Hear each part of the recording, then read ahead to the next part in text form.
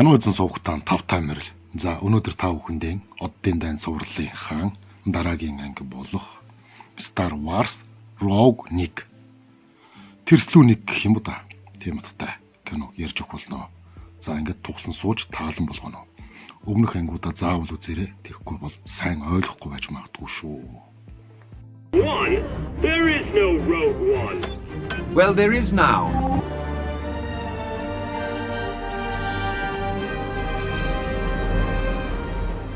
I've got a... Хэрв та үүнийг үзэж байгаа бол бослогыг аварч чадах боломж байж магадгүй юм. Тэгэхээр та хэрв босовчид үхлийн од буюу Death Star хөлгийн төлөвлөгөөг хэрхэн олж авсан талаар мэдхийг хүсэж байсан уу? Гэхдээ хэн нэгэн биднийг үүнийг хүсэж байна гэж бодоод Rogue One гэдэг түүхийг бичсэн байна. Rogue One буюу тэрслүү нэг гэж урд нь байсангүй. За одоо харин байна. Би үүнээс маш муухай мэдрэмж авч байна. Тэгэхээр бид эхлээд Гайлен Урсоо гэх залуутай танилцж байна. Түүнд эзэн хааны буюу империйн сансрын хөлөг ирж байгааг анхааруулжээ. Түүний эхнэр Сол Геррера руу залгаж тэдний хэн нэгэн олчихсныг мэдэгдэхэд Сол Геррера түүнд шууд цогтхыг хэлдэг. Цаг хугацаа маш чухал учраас Гайлен Урсоо охин Жэндэ тоглоомуудаа савлахыг хэлнэ. Тие бүгдийг нь. Гэхдээ энэ нь зүгээр учир нь эзэн хааныхан хэдэн милийн цаана хөлгөө зогсоосон тул тэдэнд ганцхан минутын хугацаа байна. Гайлен Урсоо гэр бүлээсээ салах ёс гүйцэтгээд эзэн хаадыг замд нь ухтахаар явдаг. Ингэснээр Жэм болон Лира нар гарын хаалгаар нууцаар гарч чадна. Гэхдээ Падме шиг Лира ганц бие ээж болж үлдэхийг хүсэхгүй байгаа учраас тэр охиндоо Жэм чи одоо хэдэн настай вэ? 6 настай. Өөрийгөө асрах хангалттай настай. Энэ хайбер болор буюу Кайбер Кристлийг ав. Энэ бол зүгээр л нэг чулуу. Хүч буюу Форс итгэл бол чи зүгээр байх болно гэж хэлээд хүүхдээ орхиж нөхөртөө туслахаар буцаж гүйдэг. Гэтэл нөхөр нь цаад залуустай ихнэрээ аль хэдийн өгчихсэн гэж хэлчихсэн байдаг тул өстой баригдаж өгч байна да. Цэргүүд байшинг шалгана. Энэ залуу орсон Криник Гайлен Урсоог энэ тусгай төсөл дээр хамт ажиллахаар буцаж авчрахыг хүсэж байна. Харин Гайлен Урсоо уучлаарай ах минь, миний тарих сайн ажиллахаа байсан. Тийм ч учраас би энд зүгээр л шороо малтаж тариачин хийгээд сууж байна гэх шиг хариулна. Харин хардаа цаад залуу нь буцаж ирээд Гайлен Урсоог олон мэргэжлийн цэргүүдээс аварч байна. За тэгээд бид удирдлагыг эргүүлж шоу хаяна. Харин одоо цэргүүд Лирэг одоо ч иргэн тойронд байсныг мэдсэн тул Жэнийг хайж эхэлнэ. Охин төрүүлж цугцсан нь сайн хэрэг боловч тэр 12 алхмын дараа сандарсандаа 2 тийш иргсэн байна. Тиймээс тэр хитгэн алхмын зайд бутны дотор нуугдаж хоцорно. Гэхдээ яагаад ч юм хинч харалгүй өнгөрдөг. Бид сохор юм уу? Охин хуурамч чулуун дор нууцлагдсан орцтой агууд хурч Сол Геррерэг эртэл тэндээ нуугддаг. Сол Геррера ирээд чамайг аварлаа битгий эсэргүүц гэж хэлнэ. Тэгэхээр хэдэн жилийн дараа эзэн хаан тулсаас дөрвсөн нэгэн нисгэгч гарч ирдэг. Тэр Сол Геррерэг хайж бай. Хүмүүс нисгэгч Бодлрукийг хагас робот болсон ханиалгад суудаг Сол Геррера дээр авчирдаг. Сайхан байна. Сол Геррера үргэлж баг зэрэг хит даврагч байсан бололтой. Гэхдээ тэр бүр туйширсан бололтой. Тэр бослогын бүлэгмээс салснаасаа хойш ганцаараа тулалдаж байгаа юм. Би чамайг хамгаалж байсан гэж тэр хэлнэ. Нисгэгч түүнд флаш драйв буюу мэдээлэл хадгалагч өгөх бөгөөд түүнийг Гайлен Урсоогоос ирсэн гэж мэдэгддэг. Гэхдээ Сол Геррера сэрдлэгтэй галзуу нэгэн учраас түүнд итгэхгүй сэтгцийн наймалчтай хамт төвжиж түүний бодлыг уншуулдаг. Үүний харамсалтай гаж нөлөө нь хүн ухаан санаагаа алдах аюултай байдагт оршино. Гэхдээ түүнд ингэж сэрдэх шалтгаан байсан байж болно. Учир нь түүний хүмүүсийн нэг нь энэ мэдээллийг Кассиан Андор гэх залууд дамжуулж цугтсан юм. Төрөл төрлөө олдог гэдэг шиг үйл явдал болно. За мэдээлэгч Кассиан Андорт эзэн хаан тус одоо гаргуудыг сүйтгэж чаддаг зэвсэгтэй болсон гэх мэдээг дуулгана. Тэр үед зарим Stormtrooper буюу шуурганы цэргүүд тэднийг олж Кассиан Андор эцэст нь мэдээлэгчээ алчдаг. Тэгэхээр одоо цаад залуу сандарч Кассиан Андорыг залхааж эхэлнэ. Тэр алуурчин шиг харагдаж байна уу? Үгүй ээ, тэр гимгүй царайтай. Дараа нь бид Жэн рүү очдог. Тэр нэг хавчны хажууд сэрж шоронд байгаагаа харна. Түүнийг шилжүүлэн суулгаж байгаад хүмүүс түүнийг аврахаар ирэхэд тэр тэднийг зодож хариу барина. Харин нэг робот түүнийг биеэрээ мөргөж зүхтэж чадахгүй болгодог. Аврах ажиллагаа гэж энийг л хэлэндээ дандаа гинтийн зүйл болдог гэж хэлнэ. Тэд түүнийг явин гараг руу аваачиж босовчдын бааз хаан байгааг харуулад Сол Геррертэй уулзахад нь туслахыг хүснэ. Учир нь Сол Геррера Жэнийг өсгсөн болохоор түүнийг ямар ч асуудалгүй оруулах болно гэж тэд тооцжээ. Тэгвэл бид нисгэгчээс ирсэн аавынх нь бичлэг юу гэж хэлснийг олж мэднэ. Харин хэрэв бүх зүйл зөв байвал тэд аавыг нь авчирч Сенатад мэдүүлэх болно. Энэ нь асуудал болж магадгүй. Би бол Сенат гэж хэлнэ. Харин Генерал Драун өөр төлөвлөгөөтэй байна. Тэр Кассиан Андорт гайлан урсаг алахыг үүрэг болгоно. Ингэснээр тэр аюултай зэвсгийг гүйцээж чадахгүй болно. Яагаад гэвэл тэр зураг төслийг нь хийгээгүй юм уу? Тэр надад төслийг дуусгахад намайг хэрэггүй болсон гэж хэлнэ. Кассиан Андор зөвлөлийн үлдсэн хэсгийн тушаалуудыг давах нь зөв гэж яагаад эргэлздэггүй вэ? Зөвлөл хуралдаанд байхад энэ даалгаврыг надад яагаад өгөөгүй юм бэ? Энэ даалгаврыг тэмдэглэлд оруулах ёсгүй гэж ярилцсан.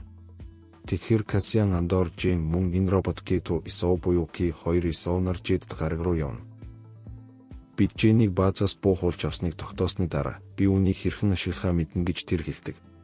Оддын сүйтгэгч буюу Star Destroyer хөлөг дээр захирал Креник захирагч Тархантай уулзаж сургаггүй болсон нисгэгчийн талаар ярилцсан.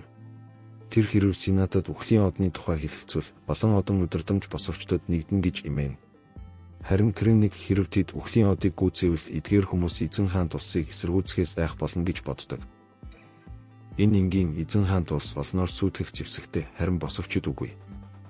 Дараа нь босовчид Жэдд гараг дээр ирээд хүмүүс хэрэгтэй газраасаа юр бусын хол хөлгөө зогсоодог энэ хачин зуршлаа үргэлжлүүлж Эзэн хаант улс Жэнд байгаа шиг хайбар болруудыг олборлож байгааг харна. Жэн шоронд байсан тул Эзэн хаант улс түүнийг хайсан байх магадлалтай бөгөөд тэд үхлийн одонд хүч өгөхөөр эдгээр болруудыг цуглуулж байна. Би үүнийг тэдэнд өгсөн, тэд өөрсдөө олоогүй гэж хэлнэ. Тэр үүнийг зүгээгүй байсан юм. Харин Кассиан Андор өөрийн холбоо барих хүнтэй ярилцахаар явна. Харин нэг сохор залуу Жэнийг олж харж түүнийг даална. Тэд түүний хүзүүний зүйлтний талаар ярилцсан.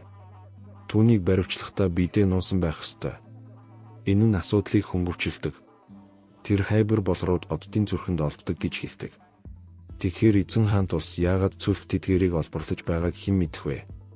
Холбооны энэ хөдөлгөөнд ямар ч логик байхгүй гэж хэлнэ.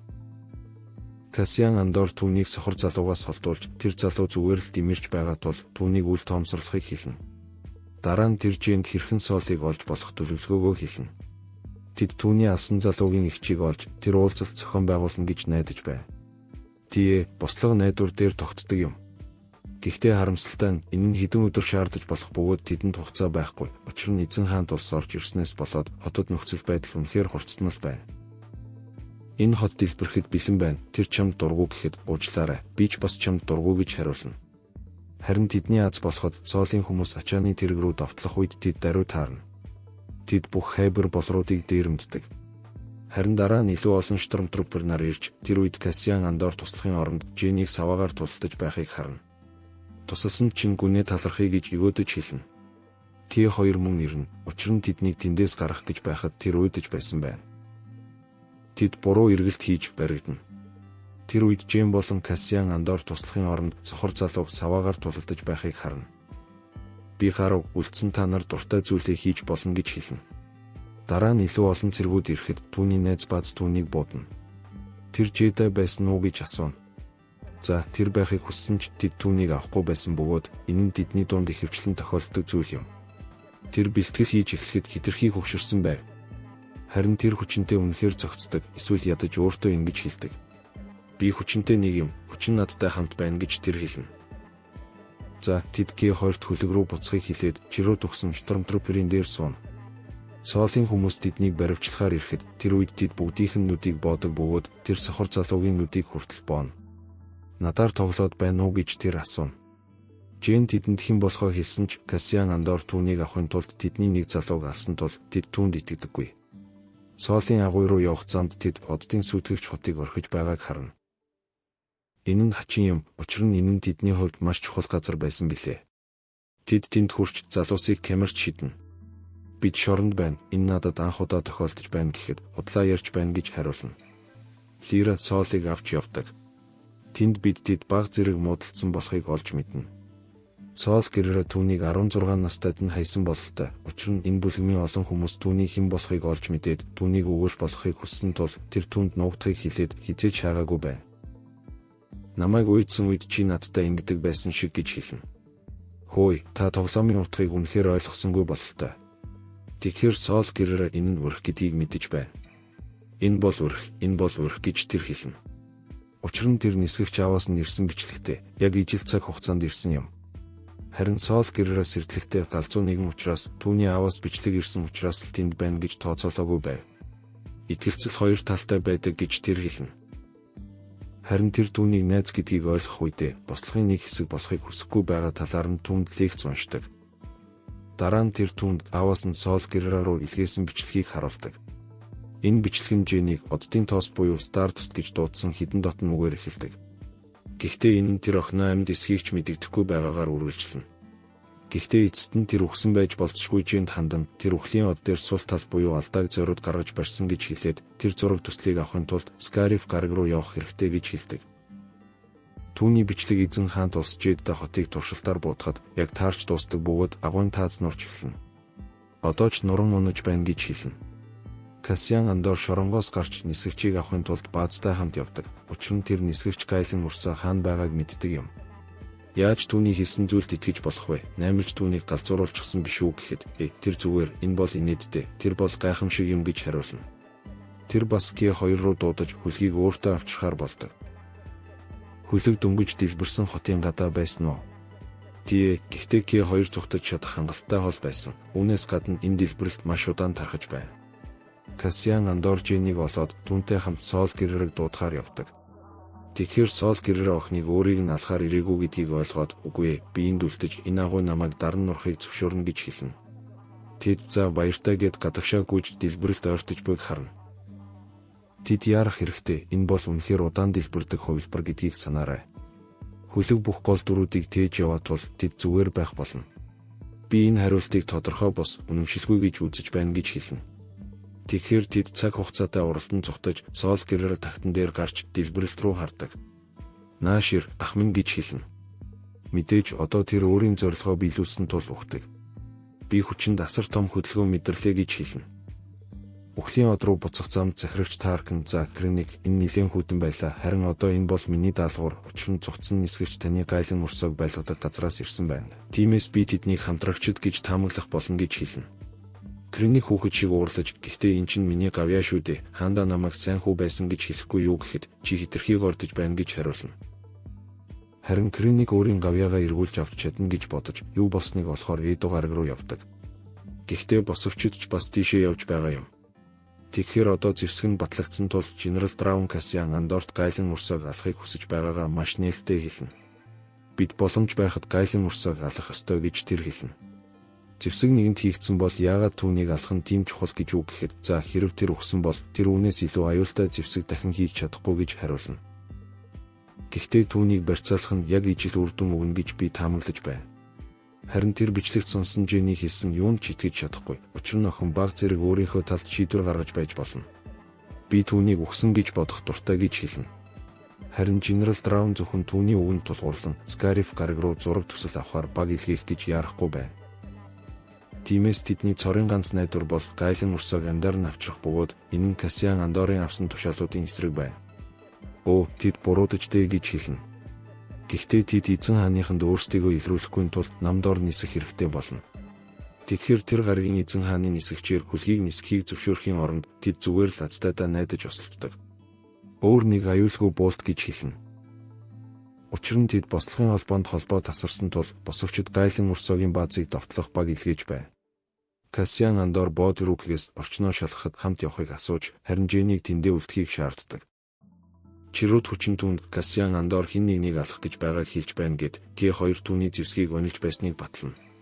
Тэгэхээр хүн бүр өөр хин нэгний араас явдаг бөгөөд К2-оос бусад нь холбоог засах гэж оролдож байна. Бодрук Кайлен Урсаг зааж өгдөг.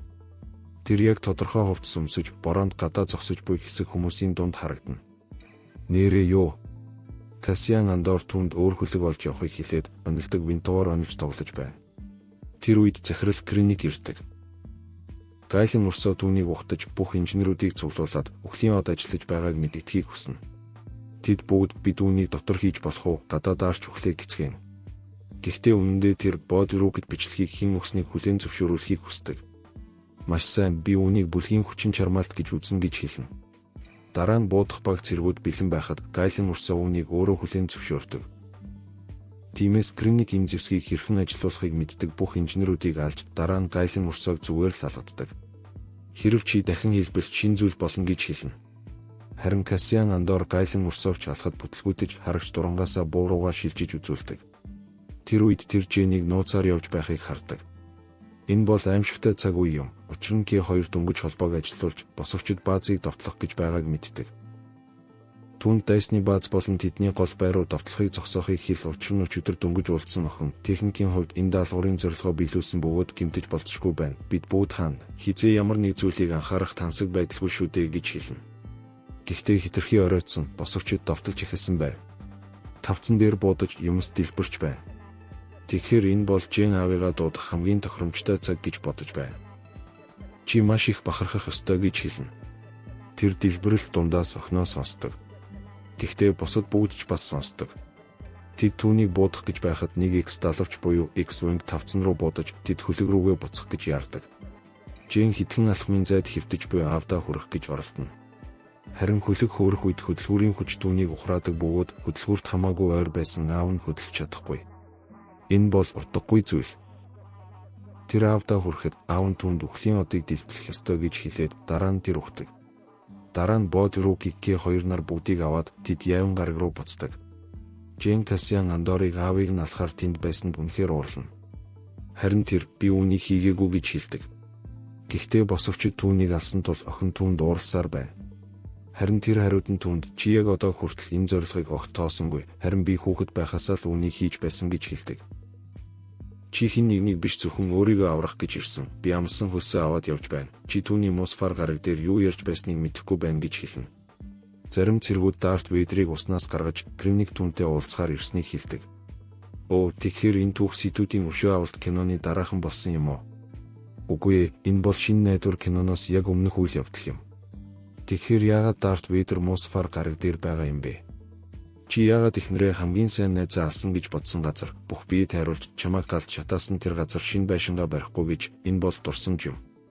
Төрсөн гэр шиг сайхан газар үгүй гэж хэлнэ. Ямартай ч Кремник Вейдертэй уулзаж бүх зүйл захирагч Тархны буруу гэж хэлдэг.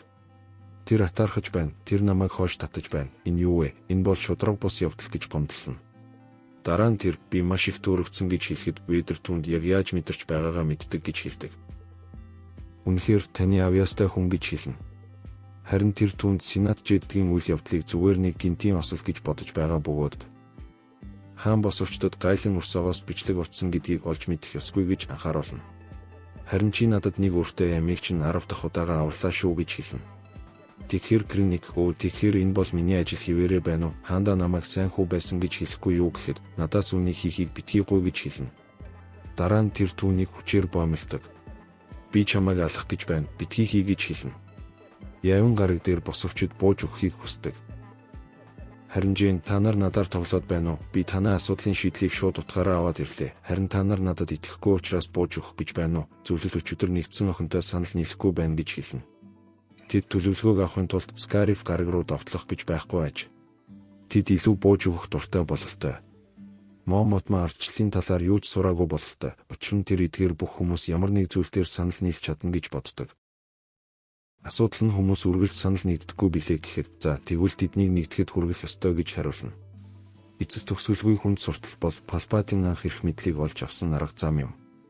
Ирэх чөлөө ингэж л үхтэгдээ гэж хэлнэ. Харин Жэн өөрийн шинэ найзууд руугаа буцаж гардаг. Тэд түүнтэй хамт явхад бэлэн байна. Кассиан Андор мөн хид хідэн өөр хүмүүсийг цуглуулсан байдаг. Тэд хуучин хөлгөө осолдуулж одоо тэднийг тэнд аваачих эзэн хааны сансрын хөлгөтэй болсон нь сайн хэрэг юм. Миний туршлагад аз гэж байхгүй гэж хэлнэ. Тэгэхээр тэд хулгайлагдсан хөлгөө дахин хулгайлж байхдаа тэдэнд ямар нэгэн зөвшөөрөл байхгүй байв. Харин бод руу КТ бидэнд байна гэж хэлэхэд агаарын хөдөлгөөний удирдлага за гээд тэднийг зүгээр л явуулчихдаг. Тэгэхээр Мотма Байл орган нар үүнд уурладаг. Эдгээр бүх хүмүүс тэнийг юм дайн болох нь гарцаагүй гэхэд энэ бол зайлшгүй зүйл юм. Би санал нийлж байна.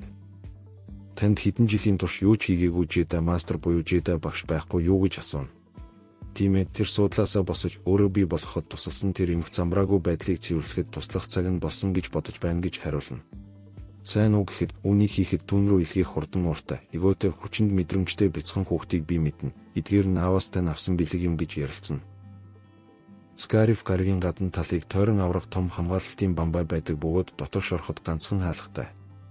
Одоо тэд эзэн хаант улс орох кодыг өөрчлөөгөө гэж найдах ёстой. Эсвэл тэд шууд өгөх болно.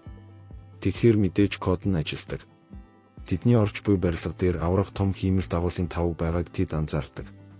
Тиймээс та энэ тавг ямар нэгэн байдлаар хэрэг болно гэдгийг мэдэж байгаа. Тэд бууж зөвшөөрөл авч дараа нь төлөвлөгөөгөө дахин давна. Кассиан Андор Женки хоёр нар цитадал руу явах болно. Үлдсэн хэсэг нь бүгд өөхөх хүртлээр бодуулж дайсны анхаарлыг сарниулах ёстой. Та юу хийх хэрэгтэйгээ мэдэж байгаа гэж хэлнэ. Бод Рукигээс бусд нь яагаад гэвэл ямар нэгэн байдлаар тэр одоо тэдний цорын ганц нисгэгч болсон байна. Чи эндээс гарах цорын ганц арга зам юм гэж хэлнэ. К2 Кассиан Андор нар Эдо гараг дээр осолцсны дараа дахин нисгээс айдаг байх. Харин тэд газардаж чалгах багийн цэргүүдийг зоддог. Тэдний дүрмд хувцас тэдэнд төгс тохирдог. Дараа нь тэд ямар ч штормтрупер байхгүй авраг роботтой хөлгөнөөс гардаг бөгөөд хинч үнийг анзаардаггүй. Хөлгөний ёроолоос үсэрч буй залуусыг хинч харахгүй. Бид сохор юм уу гэж хэлнэ. Харин тэд дотор шордог. Орсон Креник ирдэг. Газар дээрх баг нууцаар явж хідэн бөмбөг тавих хэрэгтэй болно. Тэд сохор залууг ирж буй штормтрупруудыг арилгахыг зөвшөөрч хин нэгнийг сэрэмжлүүлэхгүй тулд өөрсдийгөө эрсдэлд оруулдаг. Цитадал дотор К2 өөр нэг роботоос барилгын газрын зургийг авч байна. Тэр бас газар дээрх штормтрупер бүрийн байрлалыг мэддэг болсон бөгөөд энэ нь тийм ч өдрөг харагдахгүй байна. Бид амжихаас өмнө 33%-аас илүү хийхгүй гэж тэр хэлнэ. Харин дараа нь тэд бөмбөгүүдийг дэлбэлж барилгын ихэнх хэсэг газар дээрх багтай тултахаар гадагш гардаг. Энэ нь тэдний төлөвлөгөө байсан юм. ДСК2-ын гутранг үзэл хаанаас ирснийг би мэдэхгүй байна. 10 хүнийг 100 хүн шиг мэдрүүлээд тэр цэргүүдийг биднээс холдуул гэж хэлнэ. Захирагч Таркин довтлооны талаар сонсоод тэр даруй зураг төсөл хадгалагдаж буй газартай холбогдож тэр тэнд орохыг хүсэж Дарт Вейдер юу болж байгааг мэдэх хэрэгтэй гэж боддог. Харин босовчид энэ мэдээллийг таслан авч мөн туслахаар хүмүүс илгээж байна. Улаан болон алтан багууд босовчдын флотыг хамгаалах ёстой. Цэнхэр багууд газар дээрх багт туслахаар Скариф гараг руу явдаг. Харин одоо хамгаалалтын бамбай хаалттай байгаа тул тэд зураг төслийг гаргаж чадахгүй. Гэхдээ тэд аврах том хиймэл дагуулын тавг ашиглан зураг төслийг дамжуулж чадна. Ганц асуудал нь тэд үүнийг илгээж байгаагаа босовчдод мэдэгдэх хэрэгтэй болно. Тиймээс тэд нэвтрүүлэг илгээж байгаагаа мэдэгдэхээр хэн нэгэн рүү дуудах хэрэгтэй. Бүрэн бодлын биш юм. Тиймээс тэд Бод Рукиг дуудаж босовчдод бамбайг дэлбэлэх хэрэгтэйг хэлээд тэд зураг төслийг дамжуулж чадна гэдгийг дуулгана. Харин хэрэв бамбай унвал тэд цаашид гацхгүй болно.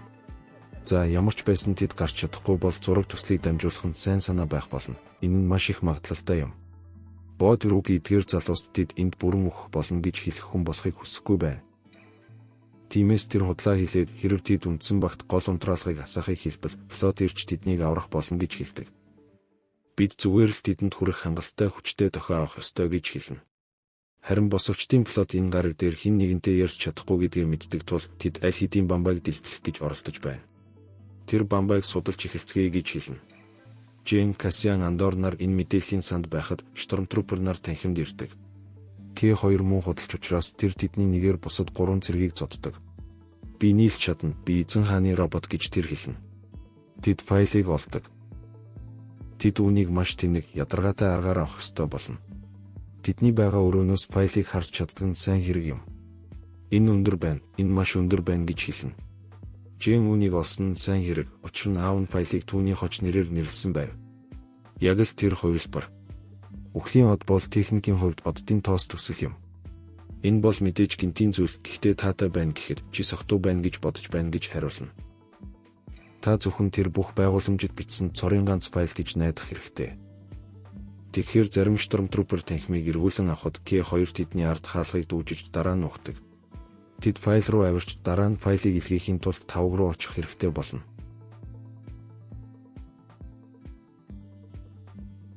Тиймээс цаг хугацаа чухал учраас тэд эзэн хааны дүрмд хувцас сольж дараа нь илүү эвтэйхэн зүйл рүү ордог.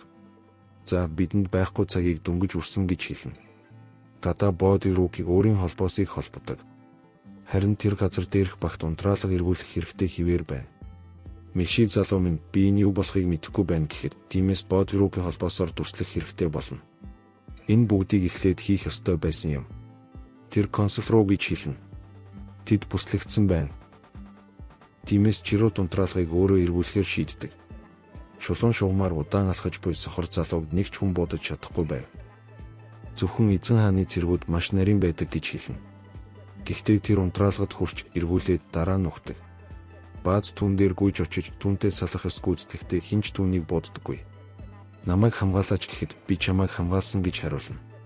Бод рүүгээ Адмирал радиустай холбогдож тэд зураг төслийг дамжуулах гэж байгааг тэр Бамбайг нураах хэрэгтэй гэж хэлдэг. Тэд үүнийг аль хэдийн хийх гэж оролдож байсан юм. Харин энэ сууд ухаантан би энэ нэг зүйлийг мартчихж Корал намайг дууд надад санаа байна гэж хэлнэ. Бод рүүгийн нэвтрүүлгээ гаргасны дараа ухдаг. Дараа нь бааз дэлбэрэлтийг хараад хідэн муу залуус руу буудаж эхэлдэг. Харин өөрөө хид хідэн удаа буудуусныхаа дараа тэр чирот руу харна. Чи мэдэж байна уу? Би зорилгоо биелүүлсэн. Би ч бас ухаж болно гэд тэр ухдаг. Орсон Криник тэдний юу хийж байгааг олж мэдээд тэнийхэн зөвхөн 2 залууг хамгаалалтад авдаг. Тэгэхээр тэд файл авахын тулд дээшээ авирах хэрэгтэй болно. Харин тэднийг доош нь буулгаж байна. Кассиан Андор буудуулж унаж буу юмнаас өсөрч дараа нь тавцан дээр унаад ухаан алддаг. Үлдсэн эсхийг нь тий амраарай гэж хэлнэ. Жэн энэ тэнэг хаалгыг давсны дараа тавг руу гардаг. Харин тавгны удирдлага нь аюулгүй байдлын шалтгаанаар хажуугаар өлгөөтэй энэ тавцан дээр байдаг аж. Тэр тавгийг тэгшилсний дараа тодорхой болж дараа нь удирдлагын хайрцаг дэлбэрдэг. Тэр одоо барилгаас унаж болцсохгүй энэ гүүрнээс өлгөөтэй байна. Учир нь зарим инженер хэд өндөр харахыг хүсээгүй юм. Хэрв чи дээш харахгүй бол энэ нь асуудал биш юм гэж хэлнэ. Харин түүнийг орсон Криник буугаар сүрдүүлж байгаа бөгөөд тэр түнд төлөвлөгөөгөө тэнгээр хэлдэг. Харин охин Бамбай одоо ч дээр байна. Та юу ч хийж чадахгүй байна гэж хэлдэг. Дараа нь түүнийг ухаан орохоор шийдсэн Кассиан Андор боддог. Дараа нь босовчид энэ жижиг хөлгийг оддын сүйтгэгч рүү жолоодож, энэ нь өөр нэг оддын сүйтгэгчтэй мөргөлдөж, Бамбай усгүр рүү мөргөлдснөөр тэд зураг төслийг дамжуулж чаддаг болно. Тэгэхээр тэд үүнийг хийсний дараа Жен орсон Криникийг хэд хэдэн удаа өшөөлөхийг хүсдэг. Харин Кассиан Андор зөвшөөрөхгүй. Бид үүнийг хийсэн хүмүүсийг зодож чадна гэж хэлнэ. Тиймээс тэд зүгээр л доошоо явдаг. Харин дараа нь үхлийн од ирдэг. Захирагч Таркан бааз руу буудахыг хэлдэг. Бид миний амжилтын дунд зогсож байна. Чинийх биш шүү гэж хэлнэ. Тэд буудаж хиймэл дагуулын тавганд зураг төсөлт амжсан даруйд нь оногддог. Харин хэдэн милийн зайд далайч бас цогтөг. Адмирал радиус за тэдний хувьд харамсалтай байна. Явцгаая гин. Тэд хөөрдөг. Жен Кассиан Андор нар элсэн дээр далайн эрэгт хурч дэлбэрэлт ирж буйг хардаг. Зүгээр л элсэнд суугаад ухдаг. Гэхдээ сүүлчийн дэлбэрэлт үрд үргэлжилсэн. Яагаад тэд зүхтах гэж оролддоггүй юм бэ гэхэд за эдгээр дөрүүд шинэ найдвар кинонд байдаггүй юм. Тиймээс тэднийг өхүүлэх нь илүү хялбар бөгөөд хинч тэд хаана байгааг асуухгүй. Гэхдээ тэр түүхэнд байдаг хэн нэгэн энд байна. Тэр бол Дарт Вейдер. За энэ нь зөвхөн бага хилцүүлэг илүү их үйлдэл гэсэн үг. Тэр зураг төсөл босовчдын гол хөлөг дээр байгааг мэддэг. Энэ бол уруулт гэж тэр хэлнэ. Тэр хөлөг дээр орох болно. Босовчид зураг төслийг нэгэн карт шиг зүйлд хийсэн байна. Тэд түүнийг авахын тулд хэн нэгэн рүү анхаарлыг татахыг оролдож байна. Харин тэдний хаалга гацна. Гэхдээ хүн бүр сандарч байна. Учир нь Дарт Вейдер ирж байгаа юм. Эндээс хөгжил эхэлдэг гэж хэлнэ. Дарт Вейдер яг татаж авсан файл гацсан хаалгатай ижил коридор дээр хөлөг дээр гарч ирдэг. Тиймээс тэдэнд хэн нэгэн тэднийг хурдан харах хэрэгтэй. Эсвэл даалгавар амжилтгүй болно. Хизээ би тэдэн дээр очиод бид ширүүн хэлэлцээнд орсон бэ гэж хэлнэ. За, гэрлийн нэлттэй хэлэлцээ юм. Гэхдээ тэдэнд нэгээс олон хүн хаалгыг онгойлгох гэж оролдох, эсвэл хаалганы нээлттэй хэсгээр хашгирах нь хизээ тохиолддоггүй байв. Хэн нэгэн сонсож байна гэж бодож байна уу гэж хэлнэ. Гэхдээ эцэст нь хэн нэгэн ирж Дарт Вейдер бусад залуусыг бөөнөр нь алж байхад зүгээр л хаалгыг онгойлгох гэж оролддог. Харин тэр эцэст нь картыг аваад зүхтаж өөр хөлөг рүү явж тэд зүхтаж чаддаг. Тий, би үнийг ойлгосон. Энэ хөөрсөн. Тий, тэр удахгүй эргэж ирнэ гэж би бодохгүй байна гэж хэлнэ. Дараа нь хэн нэгэн картыг гүнжлээд өгдөг. Эзэн хааны эрх баригчид таны хэн болохыг олж мэдсэн бол гэж төсөөлөд үзтээ. Чин өрсөө үг гэхэд түр зогс та нар босовчид байна гэж хариулна. Би үнийг хийхгүй, Крейг. Би дагуу байдлын ирмэг дээр байна. Бид ийм ойрхон байсан гэж хэлнэ. Би чамд зориулж байх болно гэхэд чамд зориулж уу Кассиан Андор надад хийх ёстой гэж хэлсэн. Явцгаая эндээс гин. Хүчин чамтай хамт байх болно гэж хэлнэ. Ингээд энэ түүх дуслаа. Кино мань таалагдсан бол лайк болон subscribe-аар дараарай. За баярлалаа.